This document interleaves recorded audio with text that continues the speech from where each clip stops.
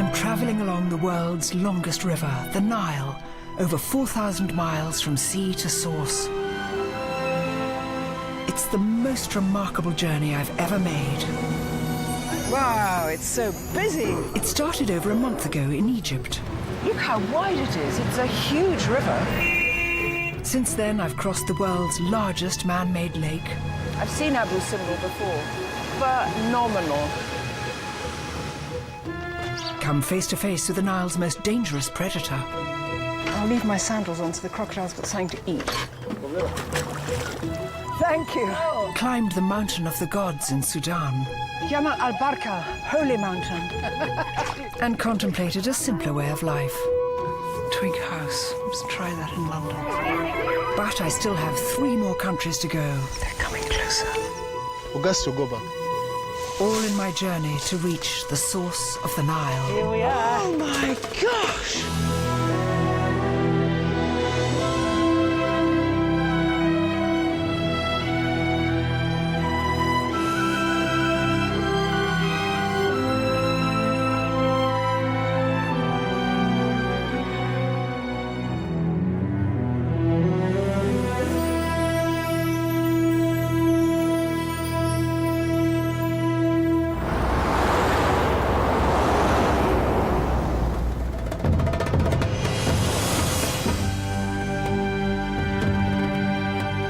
This is Sudan, Africa's largest country, and the halfway mark of this tremendous adventure.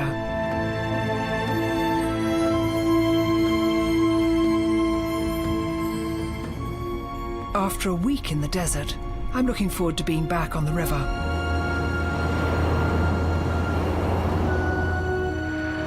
For the last 2,000 miles, I've traveled through Egypt and the deserts of northern Sudan.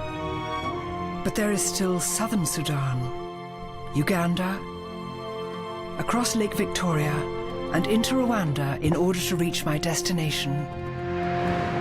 But first Khartoum, where the Nile is joined by the Blue Nile, which flows down from the highlands of Ethiopia.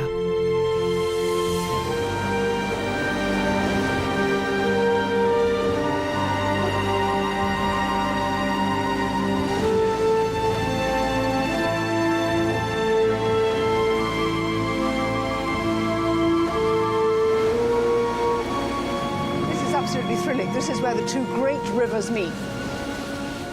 The Blue Nile, the White Nile. And you can just see the difference here. Almost like a line dividing the 2 rivers. And I've heard this, it's extraordinary. We all think of water mingling together. But here, and all in other parts of the world too, when rivers meet, they sometimes flow for as long as 10 miles together without mixing. You can see patches of it over there, where this rather browner Blue Nile is nearly mixing with the White Nile, which is coming from under those bridges. This is exactly where they meet. Yalla, Walid, yalla.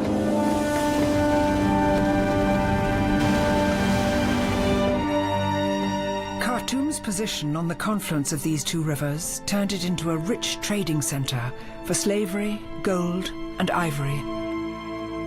In the 1800s, the French and British laid claim to Africa, but opposition to the British presence in Sudan led to a bloody siege of Khartoum by the country's fiercest warriors, the legendary dervishes. Today, the dervishes, or whirling dervishes, are peaceful worshippers who meet every Friday afternoon to pray to Allah. Dr. Salim Noor, a medical advisor to the UN, is a dervish himself and has kindly agreed to be my guide. This is an event where people are coming to pray, but as well, you can see that there are people selling coffee, food, and other things. So it's a sort of get-together. Exactly. But also, there are a lot of people whom they come here to heal. If they have problems with their marriages, with their lives, with their parents, or it's an actually kind of treatment, therapy. A therapy? Yes. Religious therapy? Exactly. Dervishes practice Sufism, an aspect of Islam in which men give up wealth and pleasure for God in order that they may reach paradise. thing about Sufi, the whole philosophy is about giving. It's either you are giving to the poor, food, support, money, or whatever, or you are giving people a good spirit to start a new life. Because the Sufis accept you any way you are. If you drink alcohol, if you don't pray, or whatever, you still can be a Sufi. That's why a lot of people became Sufis. And so it's a completely peaceful, loving... Exactly.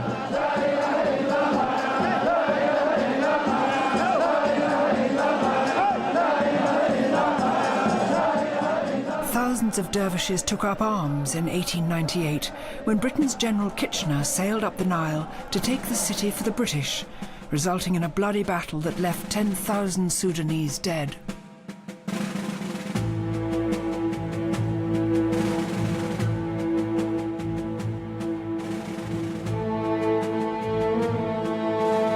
Incredibly, Kitchener's gunboat, the Melik, still survives today, beached on the banks of the Nile.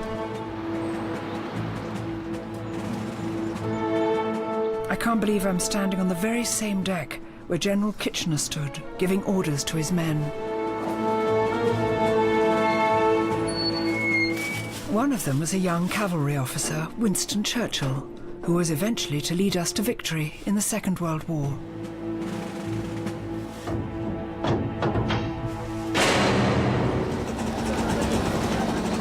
The final battle, the Siege of Omdurman, took place here in what is today Sudan's largest market. I've been tipped off that while in Khartoum, I should hunt out Sudan's hidden secret. Salam alaikum, ladies. It's lovely. This is chai stop. Rings, drums, shoes. Endless snake skins, poor old crocodile skin.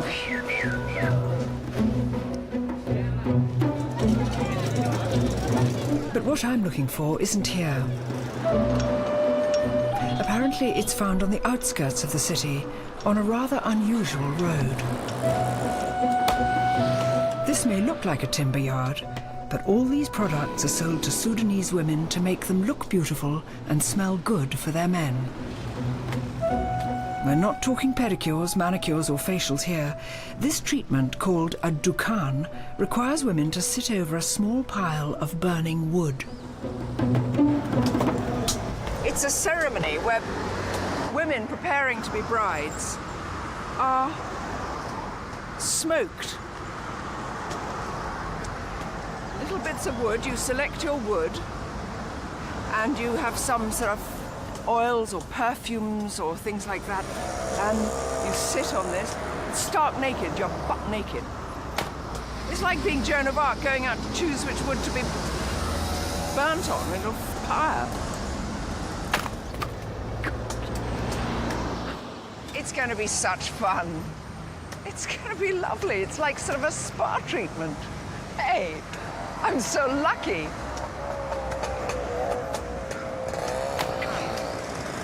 Given that this is such a secret, it's been difficult to find someone to show us how a dukan works. But fortunately, local businesswoman Hanan Abbas has agreed to help. Oh, nice to see you, Hanan. Thank you for this. Well, it's my pleasure. Oh, thank you, Hanan. What we will do first, we will be choosing the best sort of wood that we will use for you. I see. And do you know what type of wood it is? I'm not sure what it is called in English, but it is shaf and talih, and it grows wild. It grows wild. Yeah. We know the wood as acacia. Burning acacia for perfume has a long history. It's even mentioned in the Bible. But this one, what he's choosing is actually good, and he's giving us one of the best pieces. Shukran, thank you. Tamam. Kattar khairak. This is actually what they cover you with. Your head goes here, and then you are covered with this one. So you are more like a tent inside it.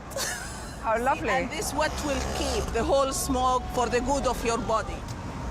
Prada, fabulous. That's great. Do I have to get a seat or have you got a seat? No, we've got a seat. Presumably you just choose your shape. Yes. Sometimes if you've got a square bottom, this is the square bottom type. I Or shan't the one be going... that is more comfortable for you. Yeah. How could this be comfortable for anybody? I've no idea, honestly. You see, they always come up with new ideas of how to do this, how to make it more colorful, more comfortable and everything. But basically, at the end, it's Just a stool with a hole in it. Absolutely. Yeah, okay. Absolutely. Good. I have a feeling this one's not going to catch on, the square one. Brides-to-be have a dukhan before their wedding day and then regularly during their married life. Assalamu alaikum. It's associated with sensuality and eroticism, as well as cleansing and smoothing a woman's skin. Brides do this, what, once a week or For brides before the wedding, Yes. they do it daily. every day? Every day they do it. And this is part of preparing the wife for the wedding. Actually, in here, what we do is that what we call lock the bride for a month at home. And she's not allowed to see her groom. For a at all. month? For a month.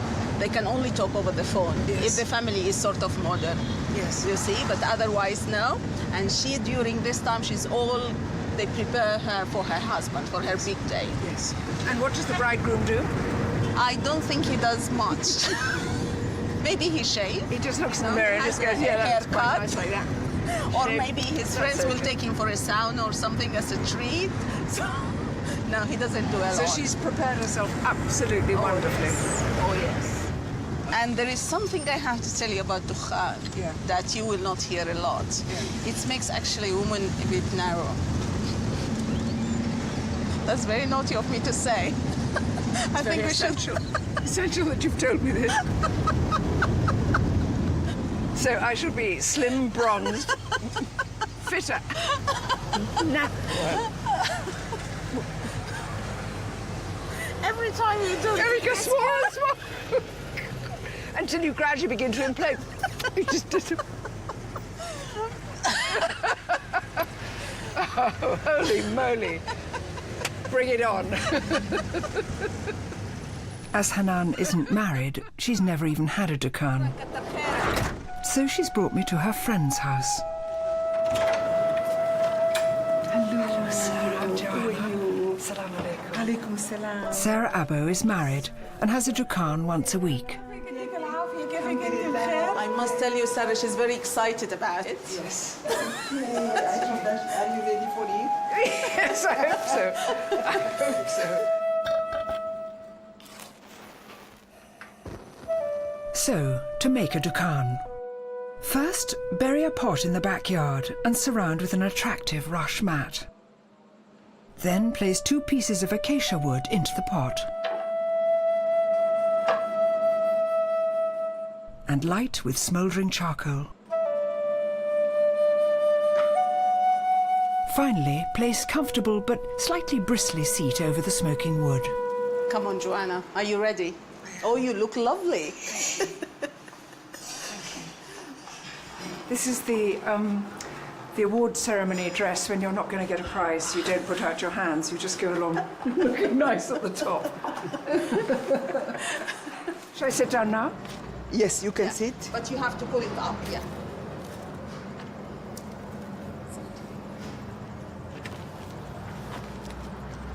A bit whiskery. Then we have to put some oil for you in your feet. For us, wedding is a very special occasion. Sometimes life is a little bit dry in the Sudan. So wedding is a very exciting season for everybody. And just assume yourself that today is your wedding. Sorry. In fact, tomorrow is my wedding anniversary, so it's quite appropriate. I don't have a husband here, but I can dream. The finishing touch, a sandalwood burner. Sandalwood is thought to have relaxing, aphrodisiac qualities. I wish you could smell this through the lens. It's absolutely beautiful.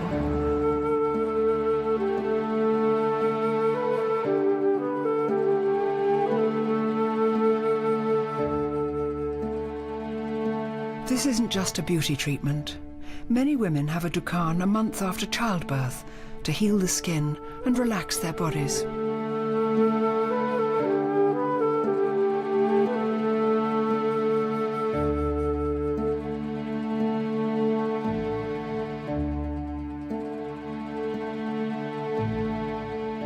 Well, I can't tell you how gorgeous I feel. I smell divine. Absolutely bewitched by this sweet, scented kind of slightly woody, sandalwoody, but scented with other things. And I wish you could see how gorgeous I look underneath all this. If I lived in this country, because I'm a married woman, I would do that at least every week. I might become a bit obsessive. I might do it every day. I would smell lovely forever.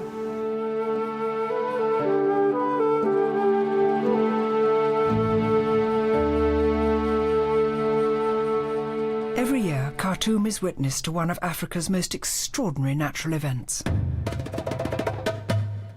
For 3 months, the Blue Nile floods, swamping Khartoum and a huge length of the Nile all the way to the Aswan Dam in Egypt. I know all this water comes from somewhere else, so we're leaving Sudan and chartering a plane to travel up the Blue Nile Gorge to Lake Tana, Ethiopia.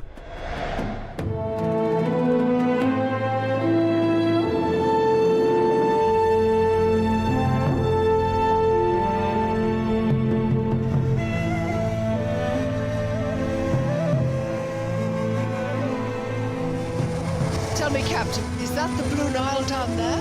Down there, yeah. How incredible.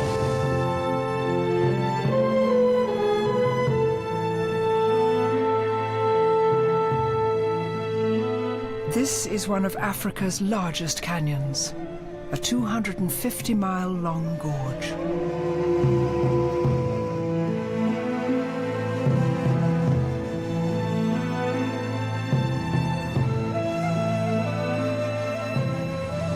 Absolutely thrilling. We are now flying over the deep, deep gorges, and at the bottom of it, the Blue Nile. I've got to say, it doesn't look blue at all. It looks the kind of colour of vanilla fudge or something.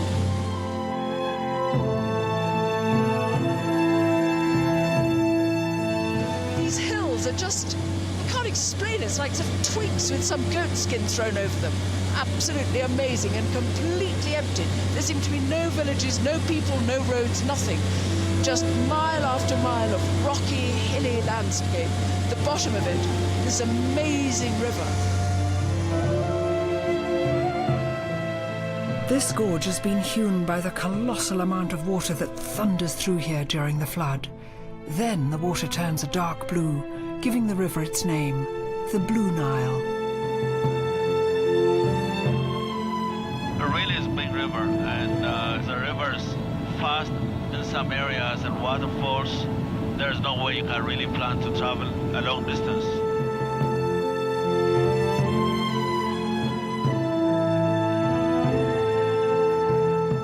From this height, it's difficult to see, but treacherous rapids make travelling on the river extremely dangerous. In fact, so wild is the water that the first descent of the Blue Nile was only accomplished as recently as 1968.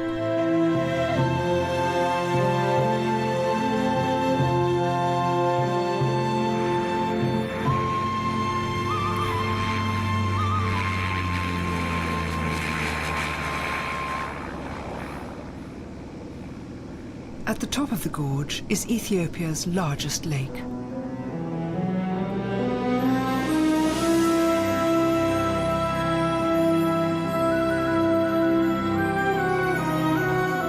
"60 rivers pour down the mountainsides into Lake Tana. The ancient Egyptians came here, intent on discovering the source of the flood which gave life every year to their barren deserts.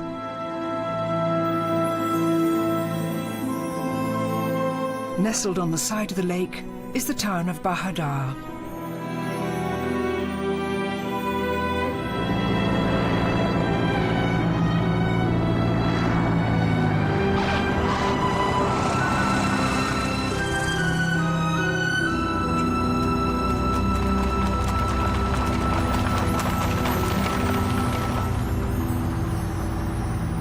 The ancient Greeks claimed to have named Ethiopia, which in their language meant of burnt face.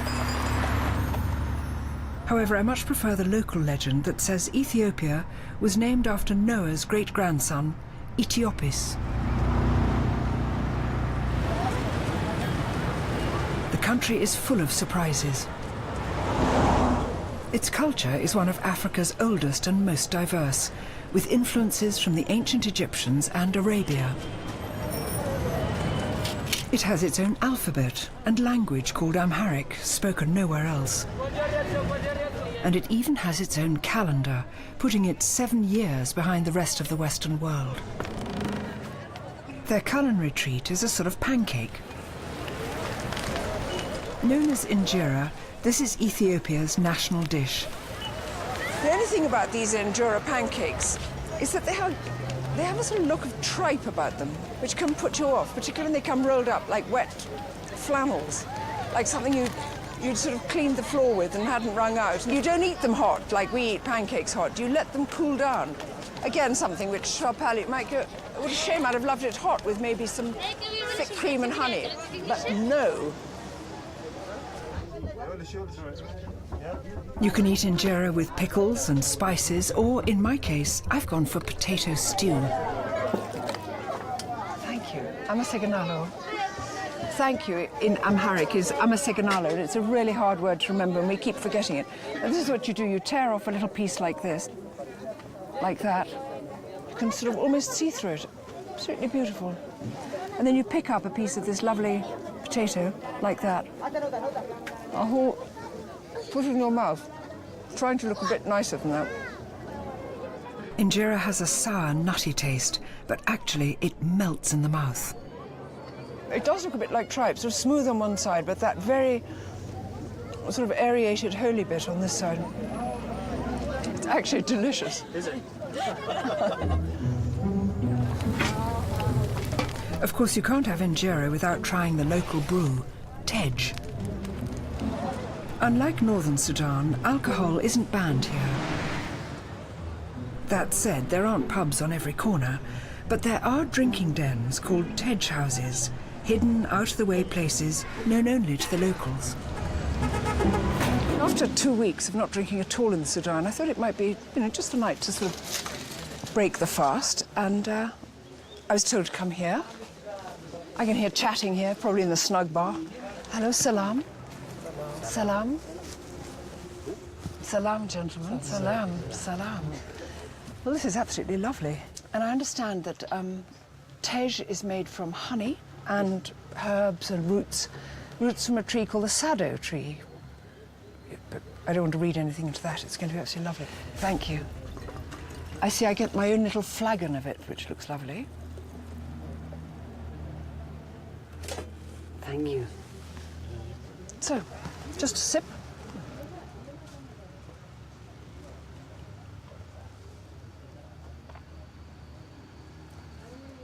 Gosh, it's delicious. It's at once rather sour and rather sweet, and rather potent.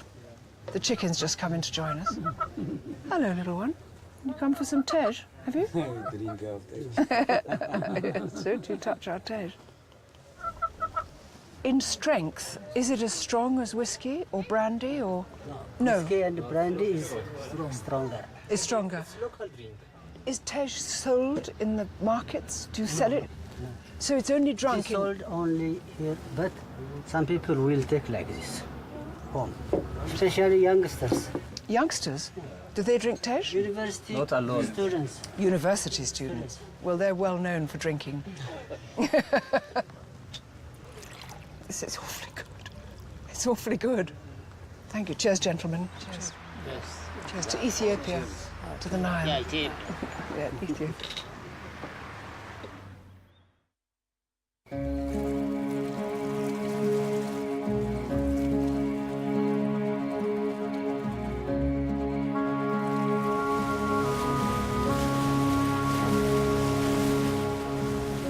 This is Lake Tana, Ethiopia, what the ancient Egyptians and Greeks believed to be the source of the Blue Nile. My boat is taking me to the Zege Peninsula, a large jut of land that shares a remarkable connection with England. They've been having a church service which has been going on all night long, celebrating St. George, because St. George is a patron saint over here, as well as being patron saint of England. I mean, they sometimes represent him doing sort of saintly things, but mostly they have him on his white horse, slaying a dragon.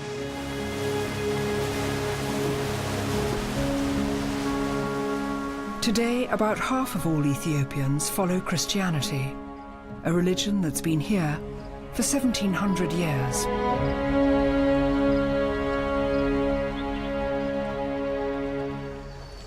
Okay, this is a bit of a jetty. We're going to complete this later, obviously, when I've just patched it out just to show you roughly how the drive's going to be. There are more than 20 monasteries on islands in Lake Tana. Most were built in the Middle Ages, but remained hidden from the outside world until the 1930s. Women are banned from many of them in case they prove a temptation to the celibate monks. Salam.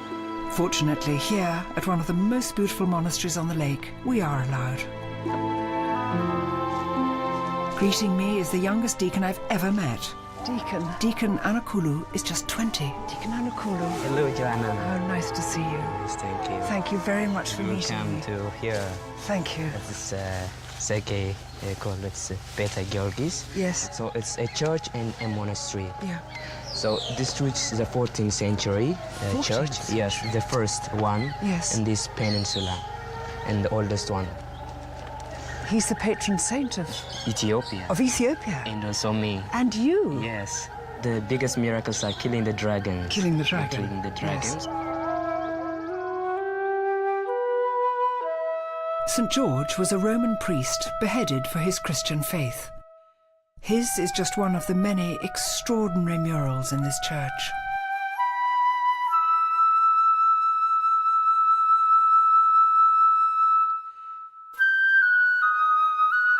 Against this backdrop, the monks have been fasting for a day and a night.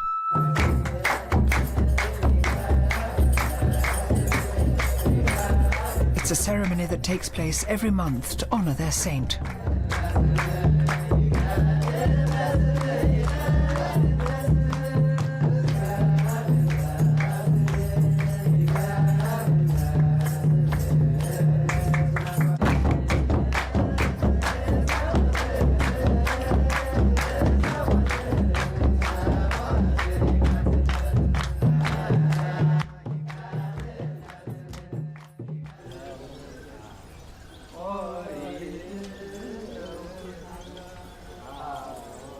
St. George is not just the patron saint of Ethiopia and England.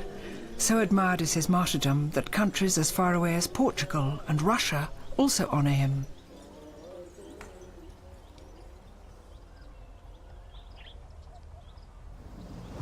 Well, that was lovely. And being English and wanting to celebrate the bond between Ethiopia and England and our shared patron saint, St. George, I just did, well, it's just the regular thing to do. Celebrate him in St. George's beer.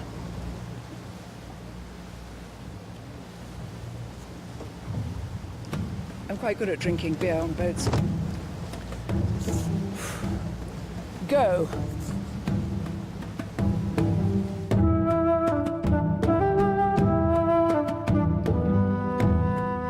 The Blue Nile most certainly flows out from Lake Tana, but the official source of the Blue Nile is at a small spring to the southwest of the lake.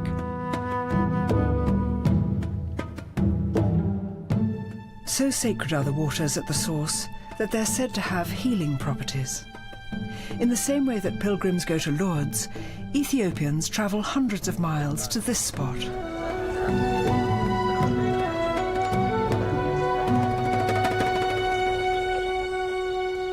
Welcome to Gish Abbey Church, the source of Blue Nile. So I've arrived here. They've drawn a mountain. We're not exactly on a mountain, but we're in a sort of alpine pasture.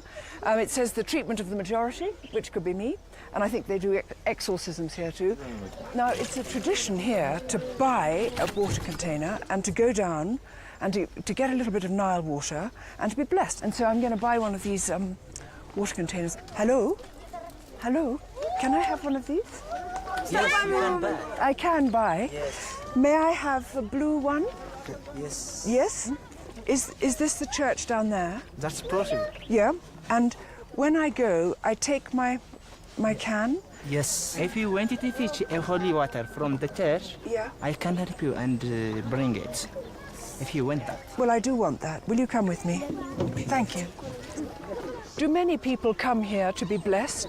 Yes, they believe this is the holy water. When so many Ethiopian people that come here, they become treatment for. Yes. So you do believe it has healing properties? Do you believe that? Yes, I believe that. Do you? Have you seen people getting better? Yes, since I am Christian, yes, I believe that's the holy water. Right, I see. My new friend introduces me to the priest, Father Biranu. Greetings. Hello, Father. He first came here because he had malaria and wanted to be cured by the waters. እዚያውን ፈለገጊውን መጥተው የሚፈወሱት በሽታዎች በዓለም ያሉት በሙሉ ከጥቃቅን ከጉንፋን ጀምሮ ከጥቃቅን በሽታዎች እስከ ትልቁ እስከ ኤችአይቪ ወሪያ የቴ በሴደ ካካመታ እጉሩ አይኑ የታጎረውን ያበራል። ጎባጣ ጀርባውን የጎበጠው እንዲያለው ተቃንቶ እንዲል እግሩ እዚህ የሰለለውን እግሩ ልምሻ ወይም ፖሊዮ ዱላ ለቆ ወይም ምርኳዙን ለቆ ተነስቶ የሚሄድበት ነገር ነው ያለ። እዚህ ታላቅ ቦታ ነው።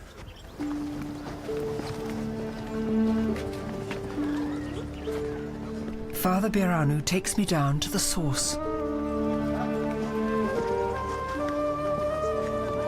Is this the holy water down here? I'm told that here the Blue Nile bubbles up through a spring.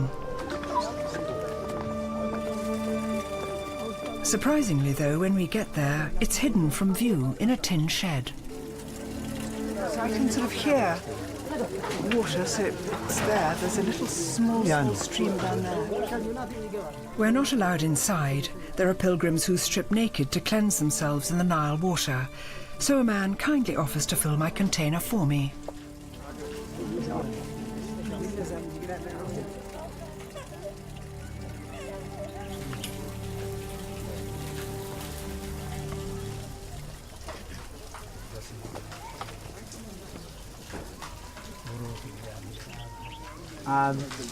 You say Ab. Ab. World. መንፈስ ቅዱስ አመናለሁ።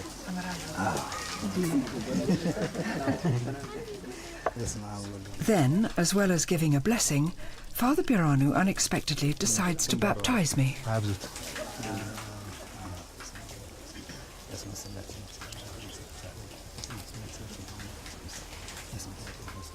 ጸጋዬ ሲል ከተሉሽ ማይኪ በረከት ካንቺ ጋር ይሁን። ኃይለ እግዚአብሔር አይለይሽ። የአብ የወልድ የመንፈስ ቅዱስ በረከት በላይሽ ላይ መንፈስ እግዚአብሔር ይደርብሽ። የተጠመቅሽ በመሆንሽ ወለተ ጻድቅ እንድትባይ ሰይመንሻል። Welete Tsarek means child of the righteous. ለተጠመቀች አንድ ዘለል በሉላት እስቲ። Well, that was absolutely lovely. Thank you. I would like Father to write my name, the child of the righteous. Will you write that for me in Amharic so I can translate it into English? በአማርኛ ስሜን Amasignalu. Thank you. Thank you. Thank you. That's me. And actually I can use that in London for any sort of, if I'm arrested for any misdemeanors, I just flash them. That fabulous yellow card. I say, source the Nile, buddy. I'm through.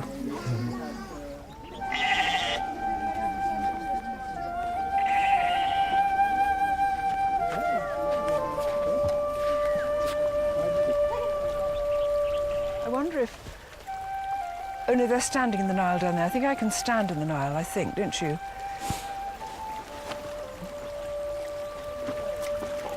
So here we are. Blue Nile.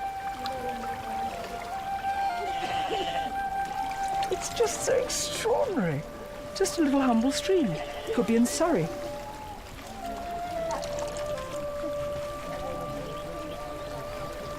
It starts off so tranquilly, doesn't it?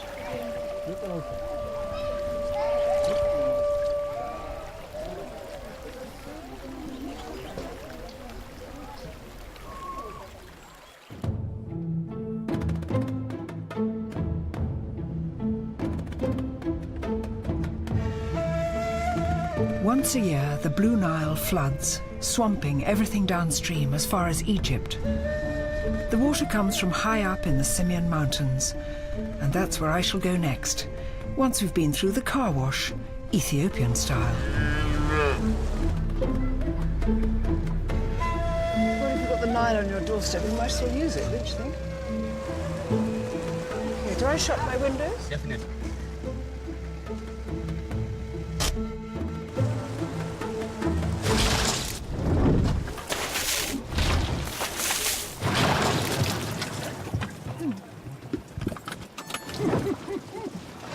I am getting a wash here from the Blue Nile. It's refreshing. I was a bit hot anyway. You're using omo? Soap? Sponge? Soap, yeah. Yeah. That's very nice, isn't it? Yeah, it's good. Because the water is clean. Yeah. Do you usually stay in the car or do you get out? No, you have to stay in. I will stay in the car Yeah. because I have to drive it out. Of course you do. And then, otherwise, Otherwise we just run backwards in the river. Backward, Goodbye. Quite hot in this car, isn't it? sorry. Hot. Yeah, it's hot, yeah. This is very good for us. Steam. Steam. Steam bath. Yeah, steam.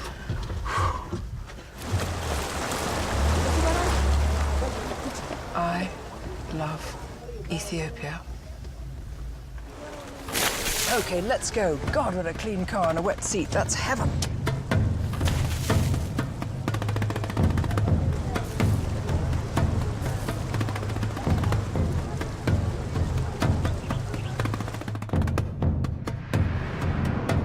Leaving Bahadar, we've a day's drive ahead of us to get to the Simien Mountains.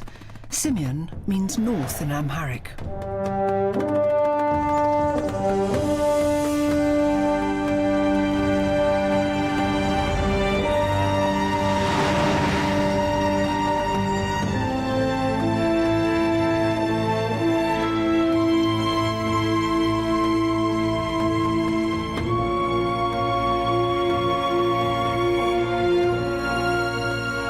The Greek philosopher Homer believed these mountains to be the playground of the gods, who would come here and play chess on their days off.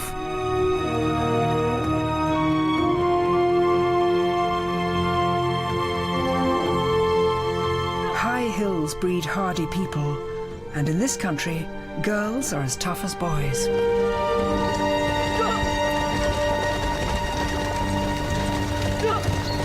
I've heard so much about them. These are the Simien girl runners. And they just train here on these mountain roads before school. All of them have to go to school still. Most of them are farmers' daughters, country girls.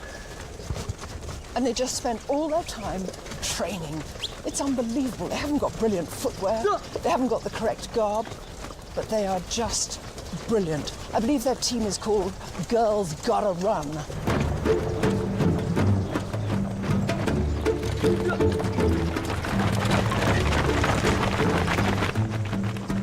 In the last 10 years, Ethiopia has dominated the medals board in long and medium distance running events. Their most famous athlete is Haile Gebrselassie. Considered one of the greatest runners of all time, he's broken most long distance world records and won 2 Olympic golds. These girls, aged just 14 to 16, are some of Ethiopia's next Olympic hopefuls.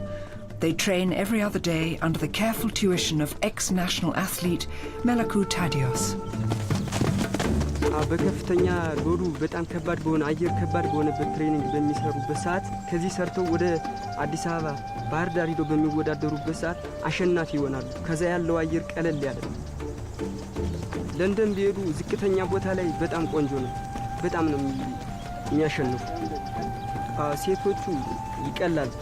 ትሬኒንግ በሚሰጥበት ሰዓት ልጆቹ በደንብ ኤክሰርሳይሱን ይሰሩታል እና ከወንድ ይልቅ ሴቶች ልጆቹ አሸናፊ ይሆናሉ።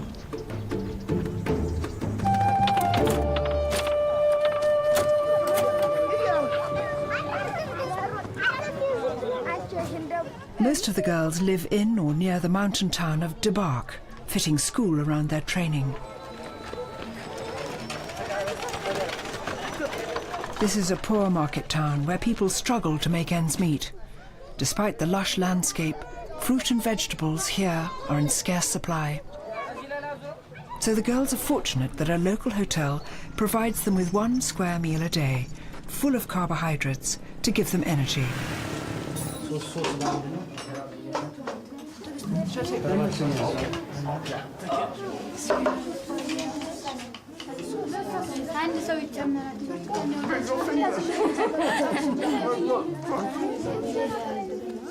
They may be adequately fed, but many of the girls still don't have proper running gear. Can someone on the table show me a bad shoe?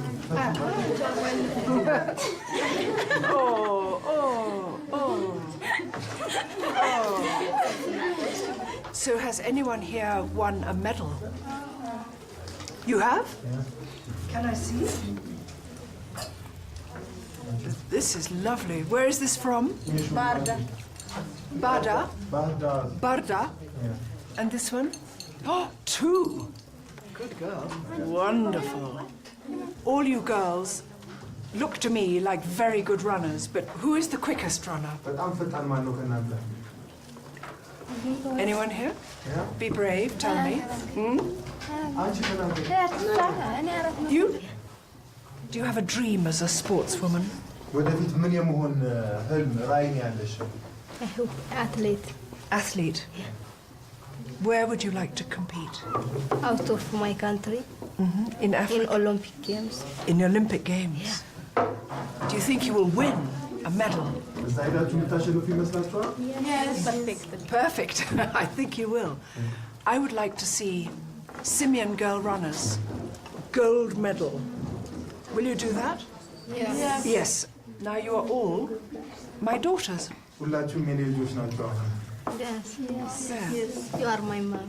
I'm your mum. And I shall keep you when I go back to the UK. I shall remember you with love in my heart. Ishi? Ishi!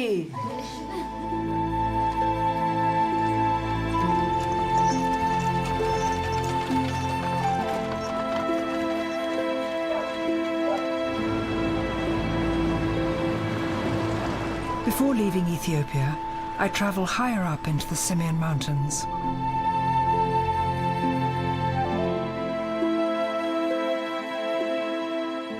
Four-fifths of the mountain ranges in Africa are in Ethiopia.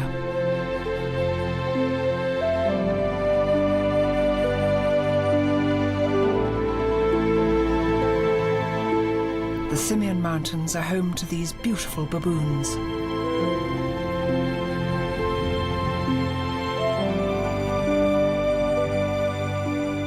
The Gelada baboons are found here and nowhere else in the world.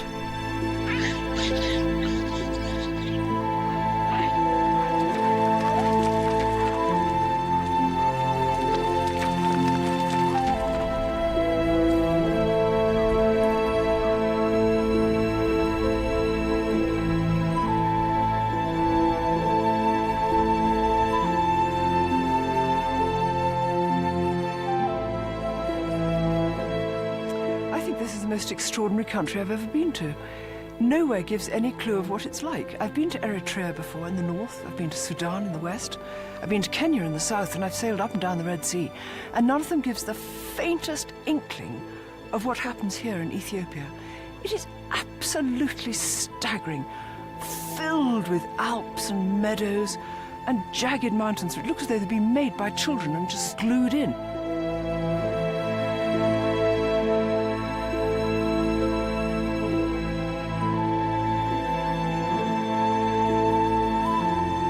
These are some of Africa's tallest mountains, over 2 miles high.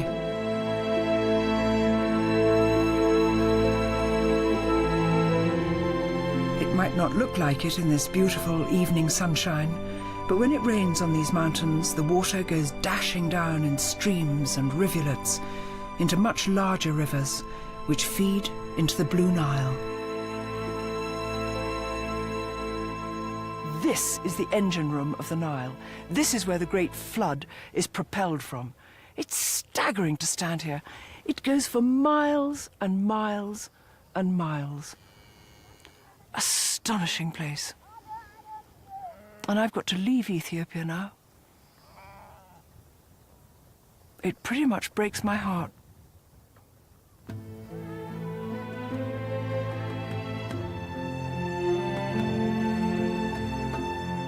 I must push on to the final stage of my journey that will take me into Uganda, then Rwanda, and the source of the Nile itself.